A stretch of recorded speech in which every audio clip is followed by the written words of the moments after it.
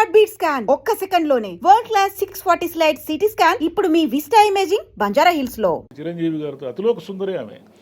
నేను first day Pratap talkies తిరుపతిలో చూశాను. విపరీతంగా బ్లాక్ అమ్ముతున్నారు. ఒక్క టికెట్ కూడా కౌంటర్లో ఇచ్చేవాళ్ళు లేడు. జగదేక వీరుడు అతిలోక సుందరికి చిరంజీవి గారు స్టార్డమ్ అదే రేంజ్లో ఉంది, ఈమె అదే రేంజ్లో ఉంది. విపరీతమైన రేట్లు ఇష్టం వచ్చింది చెప్తున్నాడు వాడు. ఆ రోజుల్లో 40 రూపాయలు 50 రూపాయలు అంటే చాలా ఎక్కువ. అంతే కదా, మీకు ఫుల్ టికెటే 3 రూపాయలు 4 రూపాయలు 5 రూపాయలు ఉన్న రోజులు. అంటే ఈమె స్టార్డమ్ అది. క్షణక్షణము కూడా అలాగే వెంకటేష్ గారితో చేసింది. అది కూడా ఆ సినిమాలో కూడా ఆమె ఆ హీరోతో సమానంగా ఉంటారు. మీరు తర్వాత నాగార్జున గారితో చేసిన ఆఖరి పోరాటము, ఇంకోటి గోవిందాలో ఈమె బాగుంటుంది, ఆ సినిమా బాగుంటుంది. అయితే ఎలాగో టాపిక్ వచ్చింది కాబట్టి అడుగుతున్నాను. చిరంజీవి గారితో, నాగార్జున గారితో, వెంకటేష్ గారితో ముగ్గురితో సినిమా చేశారు శ్రీదేవి గారు. బాలకృష్ణ గారితో మాత్రం ఒక్క సినిమా కూడా లేదు. అది ఎందుకో వాళ్ళు కుదరలేదు, ఎందుకో కాంబినేషన్. కారణం వల్ల అంటే అక్కడ నాన్నగారితో చేశారు కదా, తండ్రితోనే ఆమె చేశారు కదా, అది సూపర్. ఏదన్నా సెంటిమెంట్ ఏమైనా అడ్డుపడిందేమో తెలియదు. కానీ ఎన్టీఆర్ గారు మాత్రము వేషాన్ని వేషంగానే స్వీకరించేవాళ్ళు.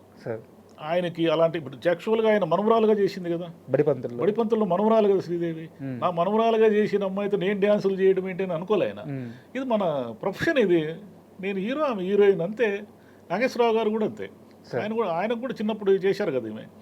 ఏం లేదు, కృష్ణ గారితో ఎన్ని సినిమాలు ఉన్నాయో. కృష్ణ గారే ఆయన తెలుగులో హిట్టైన సినిమాలన్నింటినీ హిందీలో తీసి ఈమెను ఒక రేంజ్గా చేర్చిన వాళ్ళలో కృష్ణ గారు ముఖ్యులు. శ్రీమత్వాలు ఆయనదే కదా, ఊరికి మనగాడే కదా. కృష్ణ గారు మవాలి, అదేంటది చుట్టాలు వస్తున్నారు జాగ్రత్త అనుకుంటా, చాలా సినిమాలు హిందీలోకి వెళ్ళాయి. మీరు చాలా గొప్ప మాట, మంచి ప్రస్తావన తీసుకొచ్చారు. శ్రీదేవి గారి కెరీర్ గురించి మాట్లాడేటప్పుడు అందరూ చాలామంది సీనియర్ ఎన్టీఆర్ గారితో ఉన్న సూపర్ హిట్స్ గురించి, లేదా చిరంజీవి గారి జగదేక వీరుడు అతిలోక సుందరి ఈ ప్రస్తావిస్తారు. కానీ నిజానికి కృష్ణ గారి పాత్ర చాలా ఎక్కువ. ఇక్కడ హిట్లు బాలీవుడ్లో ఆమె చేసిన ప్రతి hit cinema, remake cinema Krishna గారి చాలా ఆ ప్రొడక్షన్లో ఉంటాయి. కమల్ హాసన్ గారి తర్వాత కృష్ణ గారితో ఎక్కువ చేశారు. వాళ్ళిద్దరి అనుబంధం ఎలా ఉండేది? వాళ్ళిద్దరు చాలా, అంటే ఈయన రఫ్ అండ్ టఫ్ క్యారెక్టర్లు కదా కృష్ణ గారు. ఆమె మామూలుగా పల్లెటూరు వేషం వేసిన, ఏ వేషం వేసినా శ్రీదేవి గారు అలా ఒదిగిపోయేవాడు. పల్లెటూరు వేషం చూడండి, టౌన్లో చూడండి, లేదా ఇంకేదైనా దేవతలో ఒక త్యాగం చేసే క్యారెక్టర్లో శోభన్ బాబు గారికి పెద్ద హిట్ దేవత, చాలా పెద్ద హిట్. అది ముక్కోణ ప్రేమ కథల్లో అతిపెద్ద హిట్లో దేవత ఒకటి. మలయాళంలో చేశారు, తమిళ్లో చేశారు, హిందీలో చేశారు. అసలు తమిళ్లో ఏమిటంటే పెద్ద పెద్ద డైరెక్టర్లతో చేశారు. ఆమె బాలచంద్రతో చేశారు, భారతీరాజ్తో చేశారు, బాలు మహేంద్రతో అతిపెద్ద హిట్ ఉంది ఆమెకి.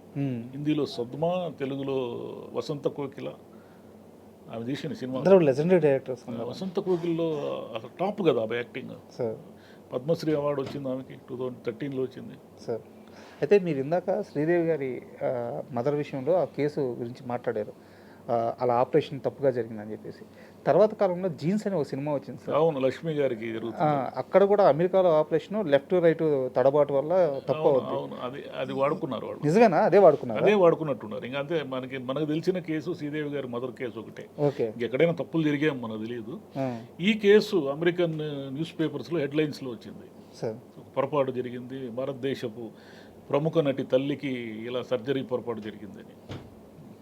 అంటే మొత్తం శ్రీదేవి గారి కెరీర్లో ఆమె చేసిన బిగ్గెస్ట్ సినిమాలు ఉంటాయి కదా సార్, ఆ కలెక్షన్స్ ఎలా ఉండేవి? అంటే మిగతా హీరోయిన్స్కి సాధ్యమయ్యేదా, లేకుంటే శ్రీదేవి గారి మాత్రం వేరుగా ఉండేది? శ్రీదేవి గారి కోసమే కలెక్షన్ ఉండేది. అంటే హిమ్మత్వాల అనుకోండి, తోఫా అనుకోండి, శ్రీదేవి గారి కోసమే చూశారు. వేటగాడు, ఎన్టీఆర్ గారు ఎంత స్టార్ అయినా కూడా శ్రీదేవి లేకుండా దాన్ని ఊహించుకోండి మీరు.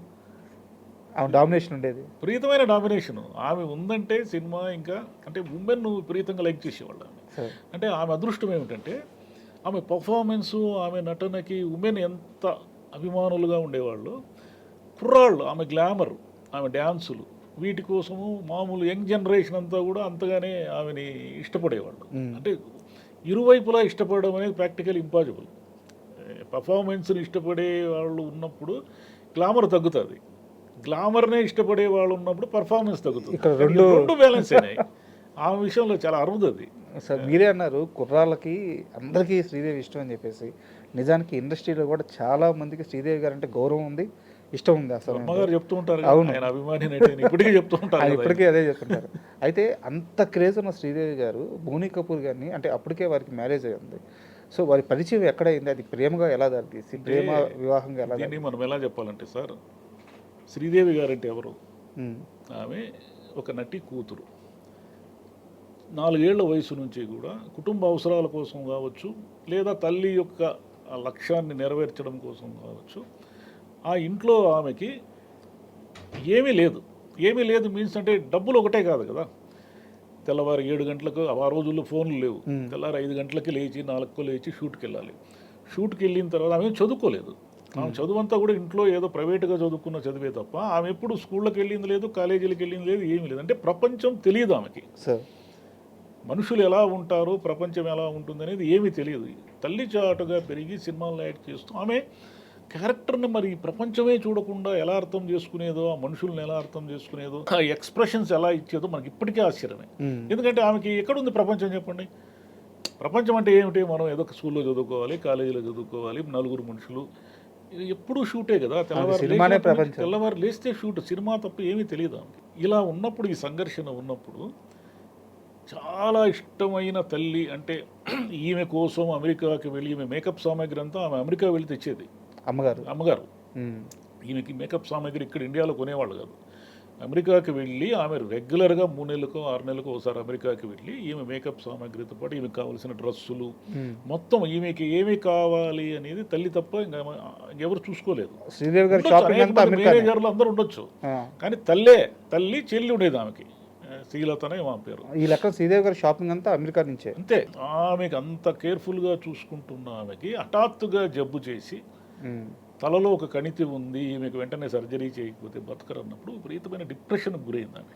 మనకు తెర మీద కనబడకపోవచ్చు, మనం దుఃఖము బాధ అంతా కూడా తెర మీద మా గంతులు వేయడము, లేదా ఆనందము, లేదా గ్లామర్గా మార్చుకోవచ్చు, కానీ లోపల ఉంటుంది కదా. అంతే కదా. ఈ సంఘర్షణలో ఏం జరిగిందంటే, బోనీ కపూర్ గారు ఆమెకి చాలా ఆత్మీయంగా నిలబడ్డారు. వాళ్ళ పెళ్లి జరగడానికి మూల కారణం అది. వాళ్ళ చెల్లి కోర్టుకు పోయి ఈ గొడవల కోర్టు కేసులన్నీ వేశారు కదా, మా అక్కని మోసం చేశారు, లోపరుచుకున్నారు, ఇదంతా ఏదో వేశారు కేసులు. కానీ వాస్తవంగా జరిగింది ఏమిటి? ఆమె ఇష్టపడి పెళ్లి చేసుకుంది కదా, పెళ్లి చేసుకుంది, 2 పిల్లలు ఉన్నారు. తర్వాత రోజుల్లో ఒక దురదృష్టవశాత్తు ఒక యాక్సిడెంట్ లాంటి, అదేదో నీటి తొట్టిలో మునిగి చనిపోయారు. అందుకే షాక్. దేశం చాలామంది, ప్రపంచంలోని అనేక దేశాల్లో ఉన్న తెలుగు వాళ్ళు, భారతీయులందరూ షాక్ అయ్యారు. శ్రీదేవి గారు చనిపోయారు అనే విషయాన్ని ఎవరు జీర్ణించుకోలేకపోయారు. తెల్లవారుజామున బ్రేకింగ్లో వచ్చింది, ఆదివారం పూట ఏదో మొత్తం మీద న్యూస్, మనకు 12 గంటలకు న్యూస్ కవరేజ్ ఉంటుంది కదా, అది దాటిపోయిన తెల్లవారుజాము ఎప్పుడో బ్రేకింగ్లో వచ్చింది అది. శ్రీదేవి చనిపోయినారంటే నిద్రమత్తులో టీవీలు పెట్టుకున్న వాళ్ళందరూ షాక్ అయిపోయారు, శ్రీదేవి చనిపోయింది అని. అంటే బాగా ఒక సౌందర్య రాశిలాగా ఉన్నవాళ్ళు తర్వాత ఒక 50 ఏళ్ళు దాటిన తర్వాత సినిమాలు చేయడం కూడా కరెక్ట్ కాదు.